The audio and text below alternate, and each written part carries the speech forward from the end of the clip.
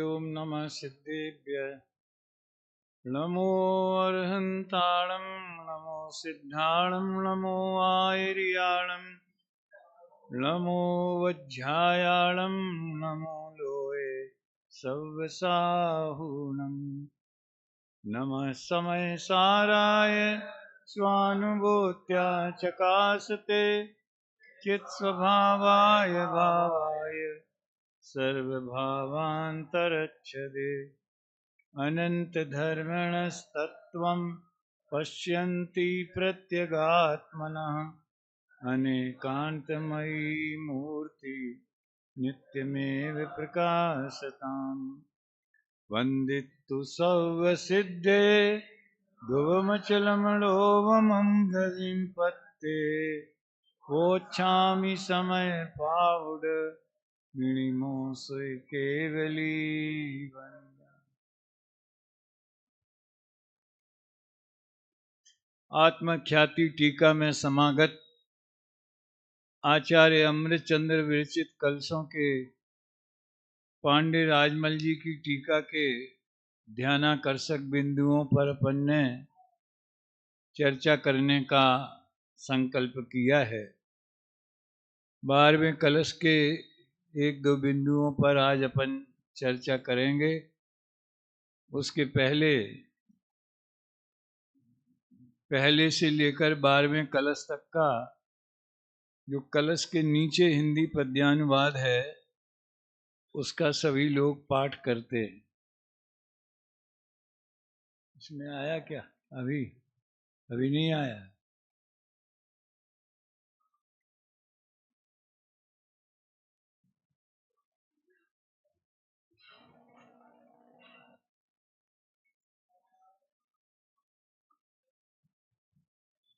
स्वानुभूति से सदा प्रकाशित सत्य स्वरूप है जो चेतन जग के सब पदार्थ का ज्ञाता समय सार को है वंदन। वही वस्तु जो रहे सर्वदा पर से भिन्न सदा प्रकाशित अनेकांतमय करे नित्य अवलोकन। मोह कर्म का उदय अरे मम परिणति का कारण है। रागादि से व्याप्त निरंतर मेरी परिणति में ली है। शुद्ध एक चैतन्य मात्र में अब अनुभव की परिणति में परम विशुद्धि प्रकट होवे इस समय सार की व्याख्या से। माइक पर कौन बोल रहा है? खड़े हो, फिर से बोलो इसको, दो पंक्तियां जो है। शुद्ध एक चैतन्य मात्र में अब अनुभव की। तुम बोलो, बाकी सब सुने। शुद्ध एक चैतन्य मात्र में अब अनुभव की परिणति में परम विशुद्धि प्रकट होवे इस समय सार की व्याख्या में। कौन सी क्लास में है भाई? First year. अच्छा, तब तो क्षम्य है। क्षम्य अपराध और अक्षम्य अपराध। दादा कितना बोलते हैं।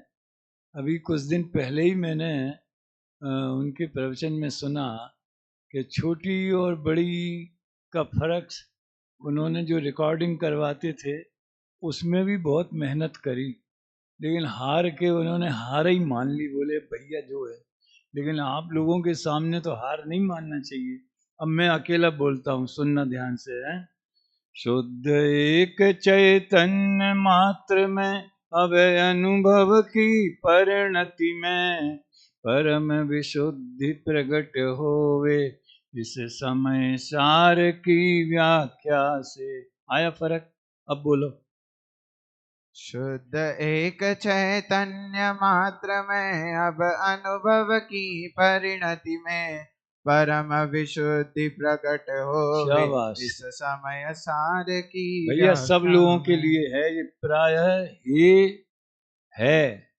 इन दोनों का फर्क शास्त्री पढ़ने वाले भी नहीं जानते। कब हे लगाना, कब है लगाना, कब है पे बिंदी लगाना है। अब मैं इसे अपना सौभाग्य कहूँ या दुर्भाग्य, दादा की ये जिम्मेदारी संभालने का विकल्प मुझे आता है ऐसा। इसी तरह से छोटी और बड़ी हमने जो अपने निमित्त से जो भी विधान वगैरह रचे जाते हैं उसमें ये प्रयास किया है कि छंद में उच्चारण के लिए कोई कहीं नहीं, इन शब्दों में जहाँ गाने के लिए ह्रस्व चाहिए वहाँ ह्रस्व रखा, जहाँ दीर्घ चाहिए वहाँ दीर्घ रखा। तो उससे पढ़ के भी आप ध्यान दे सकते हैं। और विराम चिन्ह जहाँ अर्थ का अनर्थ न हो जाए, अर्थ स्पष्ट करना हो, वहाँ रखे। तो आशा है अब मुझे दोबारा नहीं टोकना पड़ेगा। चौथा कलश। दोनों नए में जो विरोध है उसे नष्ट करने वाले, सात्कार पद से चिर अंक जिन वच में रमने वाले, स्वयं मोह का वमन करें जो कुनय पक्ष कर सके, परम ज्योतिमय समय सार को प्रथम भूमिका में ही जिनने अपना कदम बढ़ाया है, अरे अरे रे उन जीवों को यह मात्र एक चित चमत्कार मैं पर से भिन्न परम पद को, अंतर में लखें जीव जो उन्हें न किंचित वा, द्रव्यांतर से भिन्न ज्ञान घन पूर्ण स्वगुण पर्याय में, अहो शुद्ध नय निश्चित करता आत्म का निज में एक, इसका दर्शन सम्यक दर्शन इतना ही है। नव तत्वों का तज विकल्प बस हमें, पर से भिन्न चिदात्म ज्योति अतः शुद्ध नए प्रकट करे, परिणमती है नव तत्वों में किंतु नहीं, वर्णों के समूह में जैसे स्वर्ण छिपा है एकाकार, नव तत्वों में छुपी हुई है, देखो भविजन इसे शुद्ध नए द्वारा पर से अन्य अभेद, चमत्कार चैतन्य मात्र उद्योत रूप पद पद में एक, नए लक्ष्मी का उदय न होता अरु प्रमाण भी होता लय, हम ना जानते कहाँ हो गया यह निक्षेप समूह विलय, तेज पुंज चैतन्य मात्र का भेद रहित जब अनुभव हो, और अधिक क्या कहें द्वैत भी भासित नहीं होता हमको, पर भावों से भिन्न पूर्ण जो एक अनादि अनंत हो,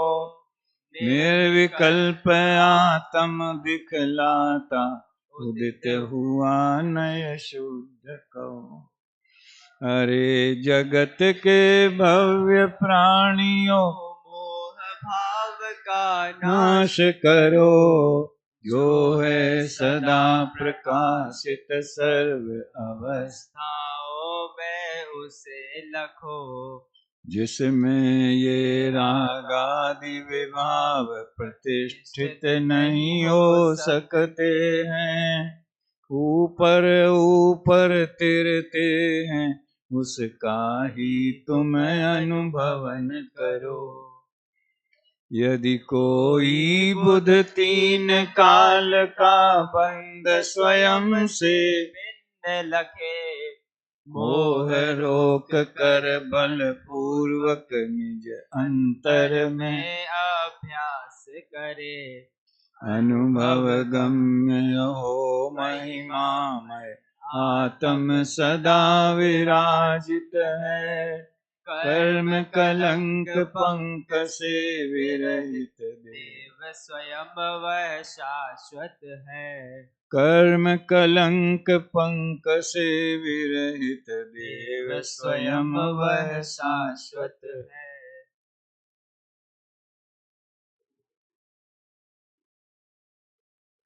कल अपन बनारसी दास जी के इन कलशों के आधार पर जो भावानुवाद है उसका रसपान करेंगे। 12वां कलश पुनः इसमें निकाल देवें। मूल छंद जो संस्कृत का है उसका भी अपन आज वाचन करते हैं 12वें कलश का। इसमें है ना 12वां कलश। ये कहाँ से ऑपरेट हो रहा है? उधर से हो रहा है क्या? शाबाश। इसको पूरा निकाल दो इसी कलश को।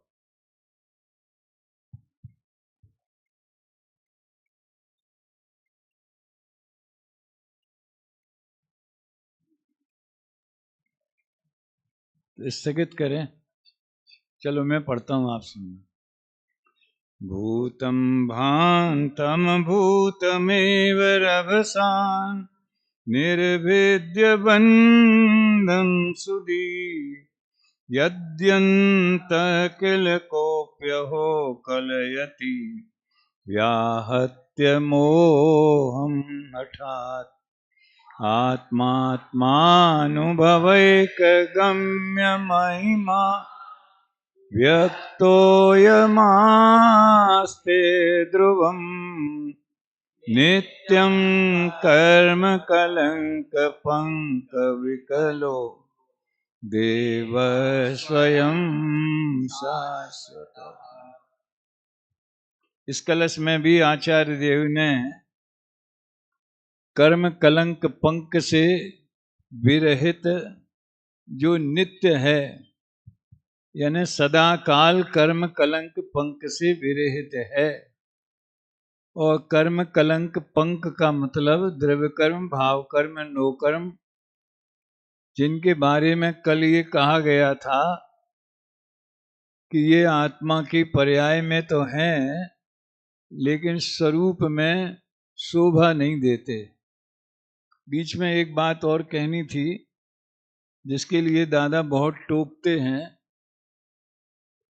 विद्यार्थी और विद्यार्थी,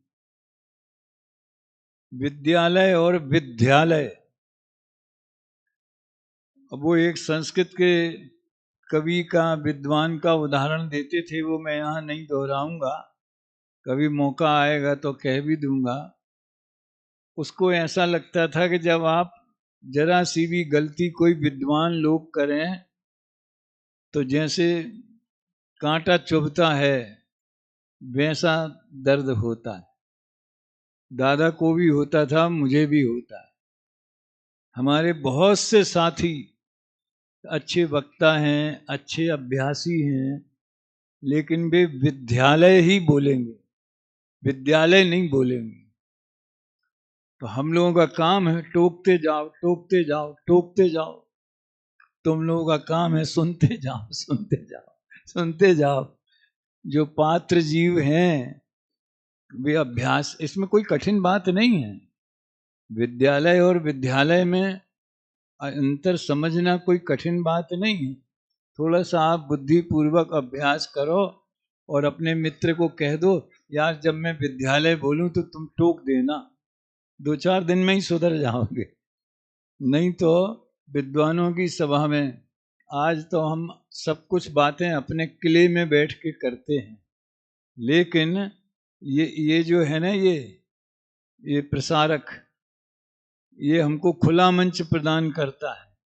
ये क्या बोलते हैं इसको, यूट्यूब से ये सब लाइव जो होता है, तो जो दूसरे लोग सुनते होंगे उनके बारे में हमारे शिक्षा केंद्रों की और शिक्षकों की क्या इमेज बनती होगी कि ये लोग इतने ही नहीं सिखाते हैं अपने छात्रों को। तो ये एक गंभीर बात है। जब तक ये इंटरनेट नहीं था तब तक तो घर की बात घर में ही रहती थी। आज जरा सी भी बात इधर की उधर हो जाए, यूट्यूब पे देखते ना आप, मैं तो एक दो जगह लिखा भी उनको कि ये नेगेटिव समाचार देने में किसका भला है, क्यों देते हो आप? खैर, अपन को तो नित्यम कर्म कलंक पंख विकलो इसके गीत गाना है? इसमें टीका में देखो आप, इस प्रकार चेतना लक्षण जीव स्व स्वभाव रूप होता है, अर्थात अशुद्ध रूप कलुषता से त्रिकाल भिन्न होता है। अब ये भी एक सोचने समझने की बात है। कुछ दिन पहले जब मैं देवलाली में था अभी, तो दादा के अरहन चैनल वाले प्रवचन में तो वही सुनता हूँ रेगुलर, कि आचार्यों ने जो उदाहरण दिए और घटनाएं बताई वो तत्कालीन द्रव्य क्षेत्र काल भाव के हिसाब से थी। जैसे ये घटपट है और रथ है। अब आज के रथ में और उस समय के रथ में कितना अंतर है। रथ माने तो वाहन होता है, बैलगाड़ी को भी रथ बोलते थे, और अपने दिमाग में रथ की क्या, एक तो ट्रेन भी चलती है बेचारी, गरीब रथ। वो जिनने ये नाम रखा है, शायद लालू जी उस समय थे रेल मंत्री, तो जिनने ये नाम रखा है वे जानते थे कि रथ शब्द जो है संस्कृत में वाहन के लिए प्रयोग होता है, तो उन्हें वैसा नाम रख दिया। तो दादा ने ये बोला कि उस जमाने में, और वो कौन सा प्रकरण था, वो पानी जो है अपने मार्ग से च्युत होकर जंगल में भटक जाता है और फिर दोबारा अपने मार्ग में आ जाता है। इस कलश की चर्चा उन्होंने 4-5 दिन करी, खूब आनंद लिया इसका। तब उन्होंने ये बताया कि उस जमाने में अगर कोई पनिहारी पनघट पे जाके और कुएं से पानी भरती है, आज वो उदाहरण बिल्कुल अप्रासंगिक हो गया, अब तो बच्चों ने कुआं ही नहीं देखा। ये बात मैं इसलिए कह रहा हूं कि किसी भी रचनाकार की रचना को समझने के लिए उसकी भाषा और शैली भी समझना बहुत जरूरी है। खासकर ये पांडे राजमल जी की, तो क्योंकि उस समय गद्य तो बहुत जन्म ही था हिंदी का, ये तो संस्कृत के प्रकांड विद्वान थे। तो ये इसलिए कहा कि ये चेतना लक्षण जीव स्व स्वभाव रूप होता है। अब वो त्रिकाल है क्या होता है, तो त्रिकाल है के लिए भी होता है का प्रयोग करते हैं, तो अनुभव में आता है तो पता चलता है कि ये त्रिकाल शुद्ध है। तो इस तरह से जीव को चेतना लक्षण स्थापित करना चाहते, अपने ज्ञान में बताना चाहते हैं। और बाकी तो ठीक है, भावार्थ देखें आप इसके नीचे, ज्ञान गुण के समान जीव का अतीन्द्रिय सुख गुण भी है, जो कि संसार अवस्था में अशुद्ध पने के कारण प्रकट आस्वाद रूप नहीं है। शायद कल मैंने कहा होगा, कल या जो भी हो, कल से ही शुरू हुआ ना, क्या कि लक्षण में और स्वभाव में अंतर है, ये कहा था क्या? लक्षण में और स्वभाव में अंतर है। ज्ञान भी स्वभाव है, सुख भी स्वभाव है, अस्तित्व भी स्वभाव है। आलाप पद्धति में तो 21 स्वभावों का वर्णन, जिनने भी आलाप पद्धति पढ़ी होगी उन्होंने आत्मा के 21 स्वभावों का वर्णन किया है। शायद उसमें 10 सामान्य स्वभाव हैं और 11 विशेष स्वभाव हैं। एक भव्य स्वभाव भी है, एक अभव्य स्वभाव भी है। अब हम आलाप पद्धति वाले भव्य और अभव्य को किस अर्थ में प्रयोग करते। और आज के समाज में ये किस अर्थ में प्रचलित है, और जिनागम में भी। जैसे किसी को सम्यक दर्शन हो जाए तो जैसे नाचार्य लिखते हैं कि भव्यत्व शक्ति की व्यक्ति हो गई। जब तक सम्यक्त नहीं होवे तो मिथ्या दृष्टि भव्य हो चाहे कोई अभव्य मिथ्या दृष्टि हो, क्या फर्क पड़ेगा? दोनों के दुख में, दोनों के पुण्य पाप में जैसे होते हैं वैसे होते होंगे। भव्यत्व और अभव्यत्व से कोई फर्क नहीं पड़ता बंध में। बात समझ में आती है? अभव्यपना बंध का कारण नहीं है और भव्यपना मोक्ष का कारण नहीं है, क्योंकि भव्यत्व भी त्रिकाल पारिणामिक भाव है। ध्यान देना जरा, है? अगर वो मोक्ष का कारण होता तो मोक्ष मार्ग होता। आज ही गुरुदेव श्री ने तत्वाद सूत्र के सूत्र को याद किया था, सम्यक दर्शन ज्ञान चारित्राणी मोक्ष मार्ग है। तो फिर भव्य की इतनी चर्चा क्यों होती है? जिसमें मोक्ष मार्ग प्रकट करने की योग्यता है। अभी वो चर्चा थोड़ी देर बाद अच्छी तरह से आएगी। इसी में कहने का आशय ये है कि आलाप पद्धति में होने योग्य कार्य वो भव्य है।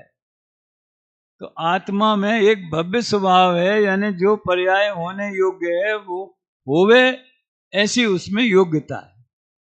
और ऐसे ही एक अभव्य स्वभाव, जो जीव भव्य है वो अभव्य भी है, प्रत्येक द्रव्य। ये मोक्ष मार्ग वाले भव्य और अभव्य तो सिर्फ जीव होते हैं, और बाकी होने योग्य और नहीं होने योग्य वाले भव्य और अभव्य तो जीव, पुद्गल, धर्म, धर्म, आकाश, काल, छह द्रव्य होते हैं। तो ये शैली समझने की बात है। तो देखो, सुख भी आत्मा का स्वभाव है, भव्यत्व अभव्यत्व भी आत्मा का स्वभाव है, वो आला पद्धति वाला है। चेतना ये तो है ही है, लेकिन सुख आत्मा का लक्षण नहीं है, प्रयोजन है। मैं ये वाक्य इसलिए याद किया कि संसार अवस्था में अशुद्ध पने के कारण शुद्ध जो सुख गुण है प्रकट आस्वाद रूप नहीं है। यानी जब तक सम्यक दर्शन न हो और कषायों का क्रमशः अभाव, जो पहली चौकड़ी है अनंतानुबंधी, वो टूटे नहीं, तब तक सुख की धारा प्रारंभ नहीं होती। ले सुख गुण का परिणमन तो होता है, उसको क्या बोलते हैं? सुख गुण के विकारी परिणमन को क्या बोलते हैं? दुख बोलते हैं। सुख चाहें दुख तें भयवंत, तो सुख गुण का आस्वाद सुख रूप में नहीं है, दुख रूप में हो रहा है। लेकिन ज्ञान का आस्वाद निरंतर होता है, ये बताना। ज्ञान के अलावा और किसी गुण में स्वयं को आस्वादन करने की कला या स्वभाव और किसी गुण में नहीं है। तो ज्ञान का स्वाद तो अज्ञानी को भी आता है, ज्ञानी को भी आता है। क्यों आता है? क्योंकि वो पर्याय में ज्ञान की धारा परिणमती है। मति ज्ञान, श्रुत ज्ञान, अवधि ज्ञान। अरे सम्यक नहीं तो मिथ्या सही, कुमति ज्ञान, कुश्रुत ज्ञान, कुअवधि ज्ञान। मैंने यहाँ कई बार कुमति ज्ञान शब्द की व्याख्या की है। 5 भावों के नाम तो आप जानते हैं ना? 5 भाव कौन कौन से? चलो बढ़िया है, सबको पता है। कुमति ज्ञान में कितने भाव हैं? पर्याय एक है। कुमति ज्ञान मति ज्ञान की एक पर्याय है, एक मतलब एक ही पर्याय एक समयवर्ती। अब उसमें भाव कितने लागू होते हैं? यूं लगाओ, कु क्यों बोलते हैं? उसको मिथ्या ज्ञान क्यों बोला? मिथ्या दर्शन के कारण उसे मिथ्या ज्ञान बोला। ज्ञानावरण का क्षयोपशम के कारण मिथ्या नहीं बोला, मिथ्यात्व के कारण मिथ्या बोला। तो वो कौन सा भाव है? मिथ्या दर्शन कौन सा भाव है? हैं? औदिक भाव। थोड़ा दब के बोले आप लोग, कमर कस के नहीं बोले हैं? तो मिथ्या दर्शन औदिक भाव है। तो कुमति ज्ञान में और एक भाव है। और मति क्यों बोला? मति ज्ञानावरण का क्षयोपशम से प्रकट हुआ, इसलिए उसकी संज्ञा मति हो गई, तो उसमें छायोपशमिक भाव भी है। अब इन दोनों को अलग करो। अलग करो माने इनसे अपनी दृष्टि हटाओ, उपयोग को हटा लो, इनको गौण कर दो, और अकेला क्या बचेगा? ज्ञान। वो कहां से आया? वो कौन सा भाव है? वो पारिणामिक भाव है। क्यों? क्योंकि जब कु और मति दोनों को गौण कर दिया, तो वो ज्ञान तो जीव का अकेला शुद्ध स्वभाव मात्र रह गया ना। तो कुमति ज्ञान में 3 धाराएं हैं। एक सहज ज्ञान की जो चेतना की धारा है, वो उस चेतना में जो हीना दिखता मति ज्ञान के क्षयोपशम से हुई है, मति ज्ञानावरण के, वो, और एक मिथ्यात्व के उदय से जो मलिनता है, वो सुमति ज्ञान में बदल जाएगा। अगर क्षयोपशम सम्यक दृष्टि है तो श्रद्धा गुण का भी क्षयोपशम है, ज्ञान गुण का भी क्षयोपशम है, और ज्ञान तो ज्ञान ही। ऐसे अपने को इस तरह से इतना तो पकड़ रखनी चाहिए इन विषयों की। तो ज्ञान का स्वाद निरंतर आता है, बाकी किसी गुण का स्वाद नहीं आता। अशुद्धता का नाश होने पर वो सुख अतीन्द्रिय परमात्मा को प्रकट होता है। ये पूर्णता की अपेक्षा बात है। अतीन्द्रिय परमात्मा जो है, समझ लो बहिरात्मा, अंतरात्मा, परमात्मा, उन्हें प्रकट होता है। चारों गतियों में उस सुख को बताने वाला कोई दृष्टांत नहीं है। देखो, पहली गाथा में ध्रुव, अचल और अनुपम 3 विशेषण दिए हैं ना। तो जैसे सिद्ध भगवान के लिए कहा जाए कि सिद्ध भगवान की उपमा दो, तो सिद्धों तो बस सिद्धों ही जैसे हैं, और कोई उपमा नहीं। अति विषयों में तो आकुलता है, उसको तो सुखाभास कहते हैं, वो वास्तव में दुख है। तो कैसे उसकी उपमा अतीन्द्रिय सुख से दी जा सकती?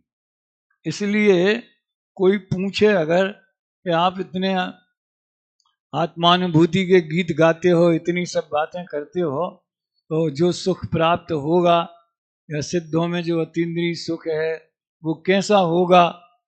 समझ में आया? तो उसका कोई उदाहरण दे के समझाओ।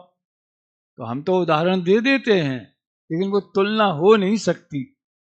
आप लोगों ने सुने हैं कई दफे, निराकुलता के सुख के लिए लोक में भी हम अनुभव करते हैं। बस वही, आप यहाँ से स्टेशन जा रहे हैं, ट्रेन पकड़नी है, टाइम हो गया है, रेड सिग्नल आ गया, ये जाम लग गया। अब आपको जो फीलिंग हो उसका नाम है आकुलता। और जब वहां पहुंचे और कुली से पूछा कि बम्बई जाने वाली ट्रेन की क्या पोजीशन है, उसने कहा आधा घंटा लेट है। तो उसे सुन के जो हुआ उसका नाम निराकुलता। इस टाइप का होता है अतीन्द्रिय सुख। समझ में आया है ना? लेकिन वो तो क्षणिक है और पराश्रित है, इसलिए वो बहुत स्थूल उदाहरण है, लेकिन महसूस तो होता ही है ना। अब स्टेशन जाने की जरूरत नहीं है। हर छात्र को परीक्षा संबंधी आकुलता और परीक्षा खत्म होने की निराकुलता जीवन में अनेक बार भोगने में आती है। तो उसको तो अपन मैथमेटिक्स की स्टाइल में समझते हैं।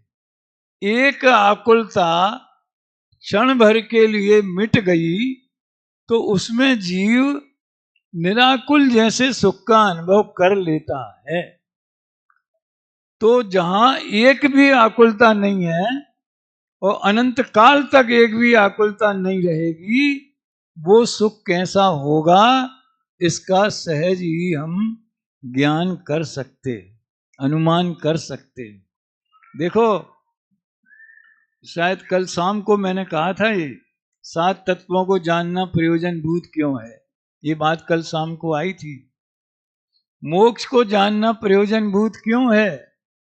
क्योंकि सच्चा सुख मोक्ष दशा बोलो चाहे अनंत अतीन्द्रिय आनंद बोलो, वो जब तक हमें भाषित ना हो, आत्म को हित है सुख सो सुख आकुलता बिन कहिए, आकुलता शिव माही न ताते शिव मग लाग्यो चाहिए। तो भरोसा तो होवे कि मुक्त अवस्था में या मोक्ष में, मोक्ष आत्मा की अवस्था है, वो कोई ऊपर स्थान का नाम मोक्ष नहीं है, ये तो आप सब जानते होंगे। जब ये जीव द्रव्य कर्म भाव कर्म लोक कर्म रहित परिपूर्ण शुद्ध अवस्था रूप हो जाता है तो कोई भी आकुलता नहीं होती। टोडरमल जी ने इसको 3रे अध्याय में और 9वें अध्याय में 2 जगह उन्होंने मोक्ष सुख की बात कही है। 3रे अध्याय में तो ज्ञानावरण के क्षय के निमित्त से, दर्शनावरण के, आघाती कर्मों के, नाम के, सब 8 कर्मों के क्षय के निमित्त से किस तरह से जीव में निराकुलता होती। मूल तो मोह कर्म का अभाव है, लेकिन बाकी सपोर्ट करने के लिए 7 कर्म का भी अभाव हो गया तो अनंत अतीन्द्रिय अव्याबाद सुख प्रकट हो गया। और 9वें अध्याय में आत्मा का हित मोक्ष ही है, इस हेडिंग से उन्होंने उसकी बात कही है। तो उसका निर्णय तो हो ही सकता है, भले उसकी कोई उपमा ना हो, लेकिन संसार में तो 4 गतियां दुख रूप हैं।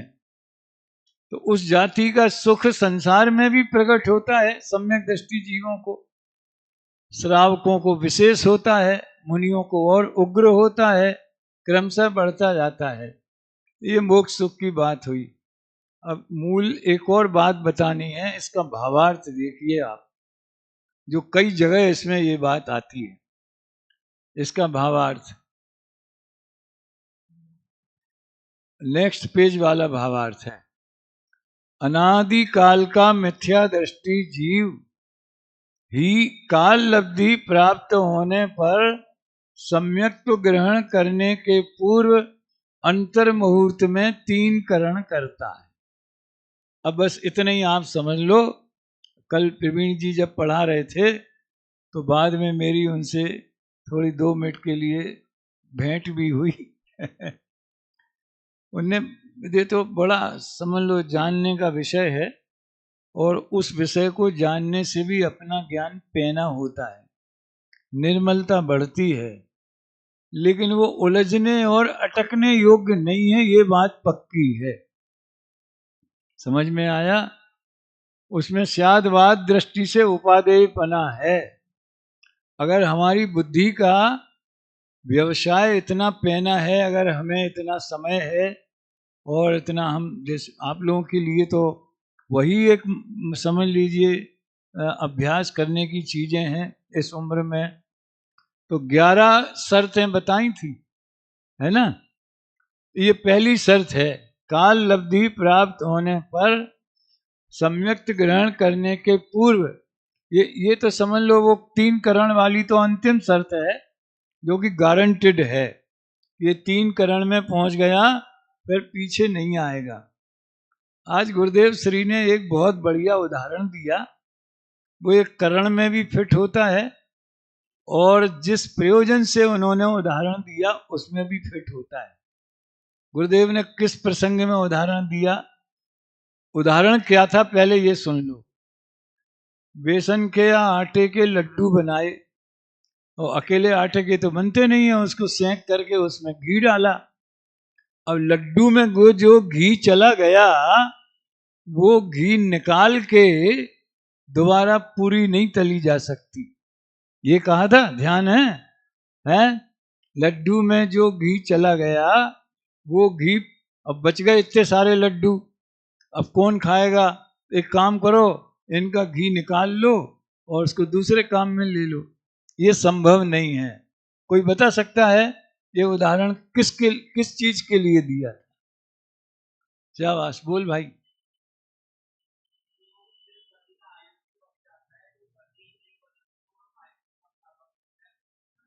शाबाश, यही थी। वैसे गति तो निरंतर बंधती रहती है, हमारे डॉक्टर साहब तो अच्छी तरह बताते हैं कि गति बंध तो निरंतर होता रहता है लेस्याओं के हिसाब से। लेकिन वो ऐसा ही है कि आपको जयपुर अगले साल आना है या बच्चे की शादी में आना है, तो हमने कहा हाँ आएंगे। हमने उनने तारीख बताई ना, हमने तारीख पूछी, लेकिन जब पक्की हो जाए और फिर फोन पे बात हो जाए और टिकट चली जाए, ये तो उदाहरण है, टिकट भी कैंसिल हो सकती है, लेकिन तो पक्का हो जाता है। आयु जिस गति के साथ में बंधी है, तो वो आयु जो है वो पक्का कर देती है। तो नरक आयु बंध गई श्रेणिक राजा को। अब वो छायक सम्यक दृष्टि हो गए, तो भी प्रकृति के नियम किसी के लिए बदलते नहीं। भले वो जीव 2 भव बाद तीर्थंकर होने वाला है, अभी तो 1 भव बाद, उस जमाने में 2 भव बाद तीर्थंकर होने वाला है। तीर्थंकर प्रकृति बंधना चालू हो गई। उस प्रकृति में बेलोकर जी इतनी पावर नहीं थी कि वो आयु को कन्वर्ट करके कि यार कुछ नहीं तो कम से कम मनुष्य में ही ले आओ, त्रंच में ही ले आओ, नरक से तो बचाओ बेचारे को। ऐसा नहीं होता। देखो कुदरत की व्यवस्था, स्वचलित व्यवस्था कौन करता है, कौन ने नियम बनाए? ये प्राकृतिक नियम है, वस्तु स्वरूप है। भगवान ने तो सिर्फ अपनी वाणी में कहे हैं मात्र। तो मैं ये कहना चाहता हूं कि जिस तरह आयु जो बंध गई सो बंध गई, अपकर्षण भले हो जावे, समझ में आया ना? अपकर्षण उत्कर्षण वगैरह जो है होते रहते, वो अलग चीज है। अब यहाँ प्रायोग्य लब्धि तक जीव पहुंच गया। मैंने बोला था कि 11 कंडीशनों में अपनी कितनी कंडीशनें हैं, शायद आज वो अंतिम कंडीशन की बात करेंगे, 5 लब्धि वाली कंडीशन की बात आज करेंगे। यानी चौथे कलश में जो ये है ना, देखो मैं आपको निकाल के ही बता देता हूँ, वो पंक्ति बड़ी मार्मिक है। वो 22 पेज पे है। ये जीव इतना काल बीतने पर मोक्ष जाएगा, ऐसी नोंद केवल ज्ञान में है। संसार में भ्रमण करते हुए जीव का जब अर्ध पुद्गल परावर्तन मात्र काल शेष रहता है, तभी वह सम्यक्त उपजने योग्य है। इसका नाम काल लब्धि कहलाता है। ये ध्यान देने के लिए बात है। क्या कहना चाहता हूं मैं? अपन जो क्रमबद्ध पर्याय में, प्रत्येक पर्याय अपने स्वकाल में ही होती है, आगे पीछे नहीं। वो भी काल लब्धि है। काल लब्धि माने नंबर आ गया उस पर्याय के प्रकट होने का, उस कार्य के उत्पन्न होने का क्रम आ गया। तो जिस समय आया उस समय का नाम काल लब्धि। तो अपन तो एक एक समय का गणना कर लेते हैं, कि हिसाब लगा लेते हैं कि यही समय होना था। सम्यक्त को इसी श्रेणी के राजा को देखो काल लब्धि की, उस काल लब्धि की बात करें। यशोधर मुनिराज के ऊपर 500 कुत्ते छोड़े, लेकिन वो मुनिराज की मुद्रा, शांत मुद्रा के निमित्त से वे शांत बैठ गए। तो मैं ये कमेंट्स करता हूं, कुत्ते शांत हो गए, श्रेणिक शांत नहीं हुए। उनकी कसाय क्यों नहीं हुई? होना होती तो उसी समय हो जाती ना, कि यार जैन मुनि का इतना प्रभाव, इतनी शांत मुद्रा, ये हिले भी नहीं, ये भगे भी नहीं, छू ऐसा मंत्र भी नहीं पढ़ा, कुछ भी नहीं किया, और ये शांत हो गए। तो उसी समय उन्हें जैन धर्म पे श्रद्धा हो जानी चाहिए थी। समझ में आया ना? लेकिन अभी तो आयु बंधने में एक 10-5 मिनट बाकी थे ना, नरक आयु, 7वें नरक की आयु। वो तो जब अपन तो यूं मान लें कि जब सांप डाला गले में, तब उनको नरक आयु बंधी, यूं मान के चलें। वो तो समय थोड़ा ही था। तो पहले क्यों नहीं हुआ, बाद में क्यों हुआ, ये मेरा मतलब है। भरत बाहुबली के प्रकरण में भी मैं यही सोचता हूं कि जब युद्ध हो गया, हार जीत हो गई, फिर भरत ने निवेदन किया कि आप जीते हो, इसलिए आप क्या बोलते हैं, संभालो, हम तो दिव्य ध्वनि सुनने जाया करेंगे, हैं? उसी समय बाहुबली को वैराग्य आया कि भैया चक्रवर्तित्व का पुण्य जिसको है वो ही भोगेगा, दूसरा कोई नहीं भोग सकता है। अब उन्हें वैराग्य आ गया। अरे जिस समय दूत आया था और उसने कहा था कि भरत ने बुलाया है, आके मिलो, नमस्कार करो, समझ में आया ना। अब आज भी कोई मुख्यमंत्री का चुनाव जीतता है तो प्रधानमंत्री से आके मिलता कि नहीं मिलता है? ऐसे उन्हें भरत से मिलना चाहिए था, और नहीं मिलना था तो वैराग्य ले लेते। और भाइयों ने तो लिया ही था ना, तो उन्हें भी आ जाता। क्यों नहीं आया? ये काम क्यों नहीं हुआ? इसलिए नहीं हुआ कि उस समय नहीं होना था। इसके अलावा और क्या उत्तर है प्रकृति के पास या आगम के पास या सिद्धांत के पास या अध्यात्म के पास? वो काल लब्धि, वो प्रत्येक कार्य के सुनिश्चित समय की द्योतक। ये बड़ी विचित्र काल लब्धि है।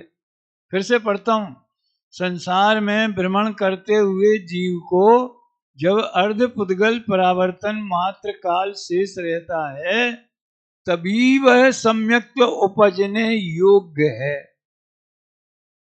और जो उन्हें 11 कंडीशन बताई है ना, वो योग्यता के ही क्रमशः विकास की शर्तें हैं या सीढ़ियां हैं, समझ लो। अब आप सोचो कि अभी किसी का है भव्य जीव, समझ में आया, है भव्य और निगोद में एक इंद्री में पड़ा है, लेकिन अभी उसका मोक्ष जाने का काल अर्ध पुद्गल परावर्तन से अधिक है।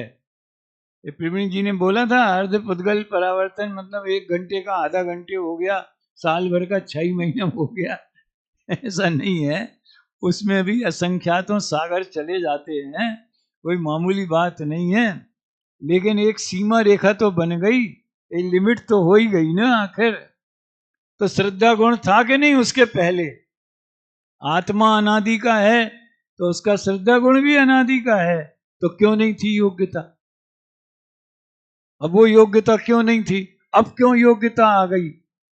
एक बात तो वो एक सामान्य योग्यता है, जो त्रिकाली उपादान जिसको अपन कहते हैं, त्रिकाली शक्ति, त्रिकाली गुण और उस पर्याय का त्रिकाली उपादान कारण, वो एक सामान्य योग्यता है कि कार्य होगा तो उसमें ही होगा, उसके बिना नहीं होगा। लेकिन कब होगा उसकी ये शर्त, पहला कदम ये है कि अर्ध पुद्गल परावर्तन से किंचित न्यून काल। कल उनने एक बहुत बढ़िया बात कही थी, अपन को कैसे पता चलेगा? तो भैया कोई बता देवे कि तुम्हारा अर्ध पुद्गल परावर्तन से अब तुम लाइन में लग जाओ, अब तुम पुरुषार्थ करो, अब तुम्हें हो जाएगा। अरे उधर से नहीं होता है, जिसका होने होता है उसका ही स्वयं सहज पुरुषार्थ उस जाति का होता है।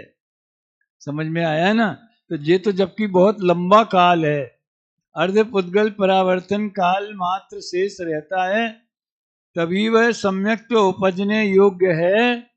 इसका नाम काल लब्धि कहलाता है। और देखो, यद्यपि सम्यक्त रूप जीव द्रव्य परिणमता है, वो जीव द्रव्य कहो, उसका श्रद्धा गुण कहो, तथापि काल लब्धि के बिना, इस भाषा को सुनना ध्यान से, यदि करोड़ उपाय भी किए जाएं तो भी जीव सम्यक रूप परिणमन के योग्य नहीं। तो सम्यक रूप परिणमन के कितने उपाय हैं? करोड़ तो होंगे ही, उनने लिखा है। मतलब ये भी भाषा की टोन क्या है ये समझना पड़ेगी प्रमोद जी। एक होए तृण काल मां परमारथनो पंथ, यानी मोक्ष मार्ग का, आत्महित का तो 3 काल में एक ही उपाय है। तो सम्यक्त का उपाय क्या है? बस पर से भेद ज्ञान करना, प्रारंभिक उपाय। टोडरमल जी ने जो पुरुषार्थ करने की प्रेरणा दी है, वो कोई करण लब्धि वगैरह का वर्णन तो बाद में आया, लेकिन उसमें भी जीव का पुरुषार्थ है। लेकिन वो जैसा हम बुद्धि पूर्वक तत्व निर्णय करने का पुरुषार्थ करते हैं, वैसा बुद्धि पूर्वक, विकल्प पूर्वक, प्रयत्न पूर्वक नहीं होता। एक बढ़िया उदाहरण कल प्रवीण ने दिया कि आटा कौन लगाएगा। आटा लगाने का मतलब तो समझते हो ना, अपने बुंदेलखंड में क्या बोलते हैं, आटा उसनना। हमारे यहाँ कनक, कनक उसनते यानी आटे में पानी डाल के आटा गूंथते हैं। किसके यहाँ कौन गूंथेगा? जिसको रोटी जिसके यहाँ बनना होगी वो गूंथेगा।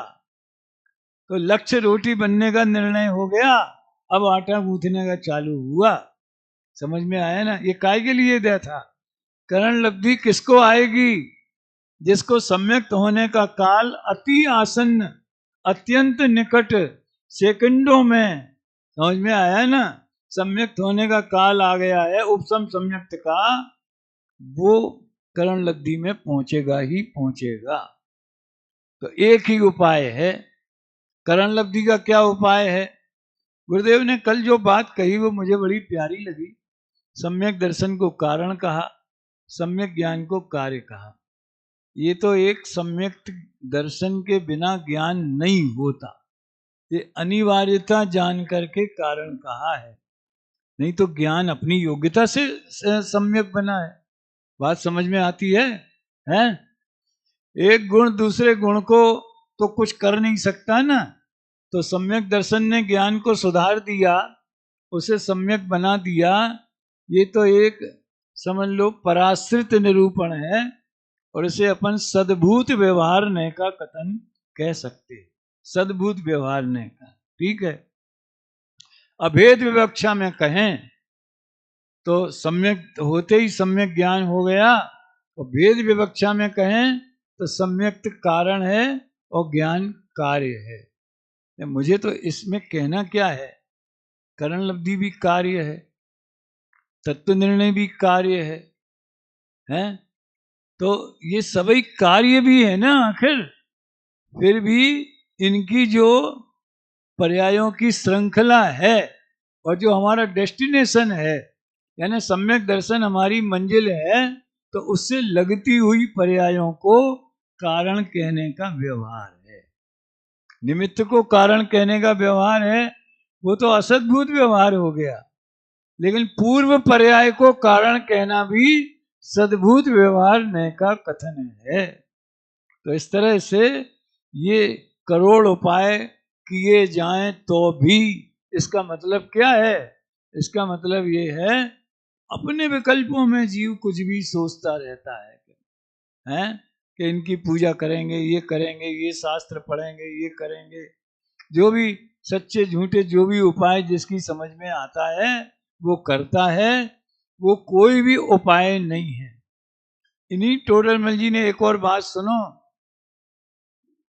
ये शायद 7वें अध्याय में ये है कि द्रव्य 9वें में द्रव्यलिंगी पुरुषार्थ तो बहुत करता है तो भी उसको मोक्ष मार्ग नहीं होता। ये प्रश्न उठाया है, वो क्या जवाब दिया उनने? अन्यथा पुरुषार्थ से अन्यथा फल प्राप्त करना चाहे तो कैसे संभव है?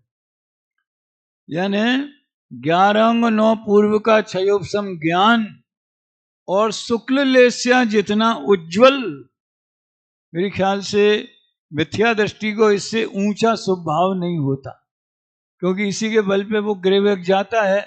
समझ में आया ना? तो सर्वोच्च स्वभाव और सर्वोत्कृष्ट शास्त्र ज्ञान, क्षयोपशम ज्ञान, ये यथार्थ उपाय है कि अन्यथा उपाय है सम्यक दर्शन के लिए? 9वें ग्रेवक जाने के लिए तो यथार्थ उपाय है, सच्चा उपाय, तभी तो गया है। लेकिन सम्यक दर्शन के लिए ये उपाय नहीं है, ये अन्यथा उपाय है। तो जब वो उपाय भी झूठा है, समझ में आया ना? सुनो, वो उपाय झूठा है का मतलब सम्यक्त के लिए झूठा है। बाकी कोई भी परिणाम हुआ है तो उसका निमित्त में उसके कर्म बंध तो होते ही होते हैं, और वैसी मंद तीव्र आकुलता होती है, वो अलग बात है। यहाँ तो सच्चा झूठा कहना ये सापेक्षता है। बात समझ में आई? हम कहते शरणिक ने जो गले में सांप डाला तो वो भी उपाय किया कि नहीं किया? भले वो चाहते नहीं होंगे कि मैं नरक जाऊं, लेकिन नरक जाने का कारण बन गया ना वो, है 7वें नरक की आयु बंद होने का उपाय हो गया ना। तो इस तरह से मैं ये कहना चाहता हूं, करोड़ बरोड़ उपाय होते नहीं हैं, उपाय तो एक ही एक कार्य का होता है, लेकिन जीव अज्ञान दशा में ऐसी कल्पनाएं बहुत कर लेते हैं कि इस उपाय से हो जाएगा। जैसे कि पूजा करेंगे तो सम्यक्त हो जाएगा कि नहीं। मैं कहता हूँ पूजा करोगे तो पूजा होगी। शास्त्र पढ़ने से हो जाएगा कि नहीं, तो शास्त्र पढ़ोगे तो शास्त्र ज्ञान होगा। अरे जो करोगे वही तो होगा। तो सम्यक्त का उपाय क्या है? सम्यक्त प्रकट करना। सुनो, एक सही घटना है, उससे इस विषय पे प्रकाश पड़ेगा। सहारनपुर में पंच कल्याणक था, तो जन्म कल्याण के दिन तो मैं कमरे पे ही रहता हूँ, वहां जाता नहीं। 2-4 लोग चर्चा करने आ गए, बिल्कुल ये सही प्रसंग था। आप तो हमें एक बात बताओ, 123 जीव वो मिथ्या दृष्टि जो है वो विदेह क्षेत्र जाएंगे और वहां से फिर सम्यक प्राप्त करके मोक्ष जाएंगे। उसमें हमारा नंबर कैसे लगे? हम कहा सचमुच में मुझे वो उपाय पता होता तो पहले तो मैं अपना नंबर लगाता, फिर अपने घर वालों का, अपने मित्रों का लगाता। तुम्हारा तो मैं नाम गांव भी नहीं जानता हूं, तो कैसे पता है? दूसरा प्रश्न, अच्छा सम्यक्त का उपाय क्या है, पुरुषार्थ कैसे होता है? अब उनकी उनकी भी बुद्धि और तर्क देखो। देखो लिखा है ना, पर द्रव्य नित्य भिन्न आप में रुचि सम्यक्त भला है। और अपने जो वहां भी आप लोग जब झंडारोहण था तब गा रहे थे, आत्म में अपनापन करके, है ना। तो आत्मा में अपनापन करना ये सम्यक्त का उपाय है। अब उनका जवाब सुनो आप, ये तो स्वयं सम्यक दर्शन है। मतलब आप लोग बातें करते, उसने आरोप लगाया आपको भी सही उपाय पता नहीं है। आप तो सम्यक दर्शन को ही पर्यायवाची शब्द दूसरा बता करके उपाय बता देते। हम कहे यार बात तो सही है, आत्मा में अपनापन करने से, 2 वाक्य बोलता हूं, कौन सा सही कौन सा गलत है? पहला, आत्मा में अपनापन करने से सम्यक दर्शन होता है। से माने वो करण साधन, और आत्मा में अपनापन करना ही सम्यक दर्शन है। बताओ कौन सा सही, पहला के दूसरा? अरे पहला वाला भी व्यवहार से सही है, भेद करके बोला है, लेकिन फिर रास्ता क्या निकला? रास्ता ये निकला कि जो सम्यक दर्शन रूप परिणमन है उसी में सम्यक्त का पुरुषार्थ होता है। एक और पर जब हम यहाँ थे और ये सब जैसे आजकल ये संचालन करते हैं ना शिविर का, पहले हमको मौका मिलता था, हम मैनेजर थे, एक चिट्ठी आई कि हम जयपुर शिविर में आना चाहते हैं, बताइए हम क्या करें। पोस्ट कार्ड आया तो मैंने उनको लिखा कि आपको जयपुर शिविर में आना है तो जयपुर में ही आना पड़ेगा, शिविर में ही आना पड़ेगा। और अगर आप पर्सनल अकेले आ रहे हो तो आप आ जाइए, कोई दिक्कत नहीं है, हॉल है, ये है, व्यवस्था हो जाएगी। लेकिन कोई ग्रुप में आ रहे हो, ऐसा लिखा मैंने, ग्रुप में आ रहे हो तो आप पहले से बता दो तो आवास वगैरह की व्यवस्था देख लें, और सूचना देनी है बस।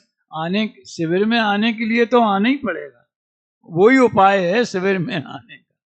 लेकिन वो क्या पूछना चाहते थे वो भी समझ के मैंने जवाब लिख दिया कि पहले से, अब आजकल हो गया जरा सा प्रोग्राम हो गए एक गांव का जिसमें 100 आदमी भी आने वाले नहीं हो तो भी रजिस्ट्रेशन करा लीजिए, लिंक भेज रहे हैं। गजब हो गया, हर आदमी बिल्कुल सर्वोच्च। अरे इतनी सी जिनबिंब और इतने से कलश मैंने देखा है, महामस्तकाभिषेक नाम, महामस्तकाभिषेक, प्रतिमा जी 3 इंच की और कलश भी 4 इंच के। समझ में आया है ना? वो क्षेत्र का नाम भी मैं जानता हूँ, बाबू भाई गए थे हमारे साथ में, बाबू भाई गए थे, हैं। महामस्तकाभिषेक, महा के बिना कुछ होता ही नहीं है। महान चर्चा, महापरिचर्चा, महाशिविर, वेरी गुड। सब कुछ ही महा है तो अमहा कहाँ होगा फिर, है? कहीं तो रोक लगेगी भाई। तो मैंने कहा कोई यहाँ पैसे ऐसे भेजने की जरूरत नहीं है। तो उससे निष्कर्ष क्या निकला, उनकी इस चर्चा से निष्कर्ष क्या निकला कि जैसे सम्यक्त के लिए हम पूछते हैं कि अगर समय सार पढ़े तो सम्यक दर्शन हो जाएगा, तो समय सार पढ़ोगे तो समय सार का ही ज्ञान होगा। तो सम्यक दर्शन के लिए क्या करना है, सम्यक दर्शन ही करना है। लेकिन ये जवाब जो है, समझ लो एक सैद्धांतिक तो सही है, लेकिन समझने समझाने के लिए प्रैक्टिकल कैसे बताया जाए।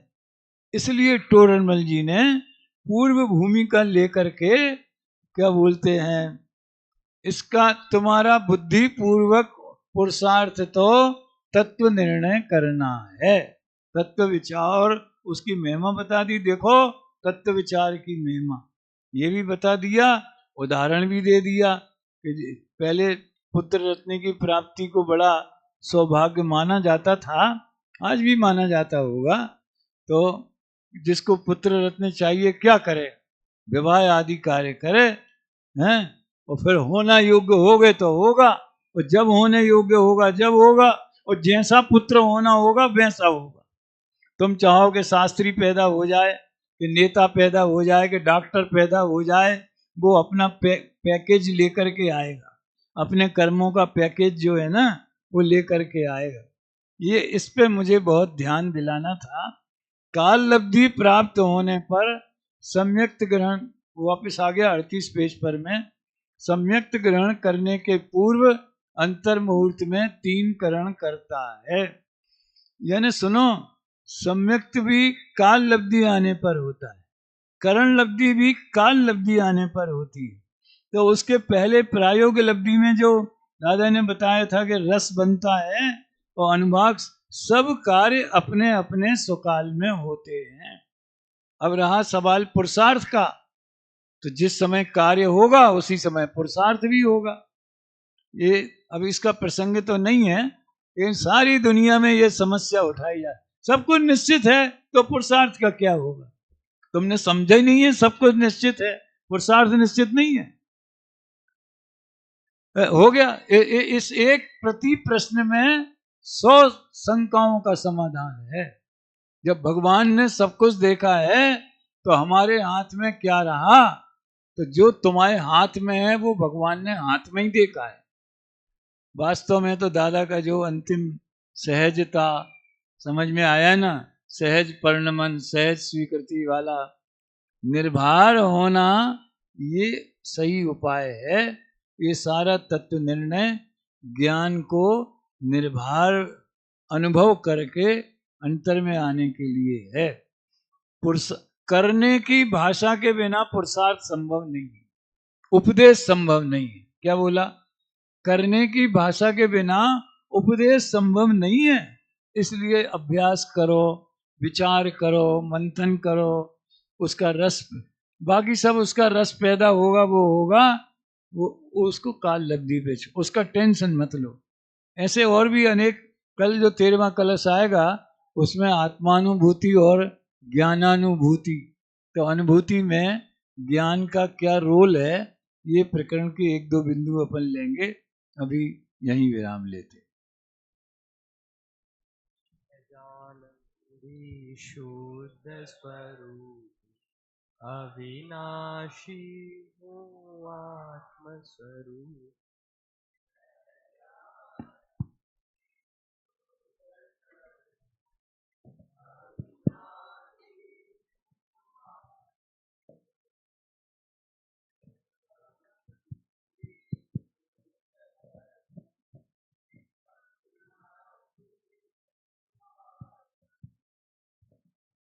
अभी हम सभी ने आदरणीय भाई साहब के माध्यम से विशेष प्रवचनों का लाभ लिया। जिन वाणी स्तुति के पश्चात 4 कक्षाएं संचालित होंगी। दोपहर एवं सायंकालीन कार्यक्रम सभी यथावत हैं। दोपहर में 2 कक्षाएं और शाम को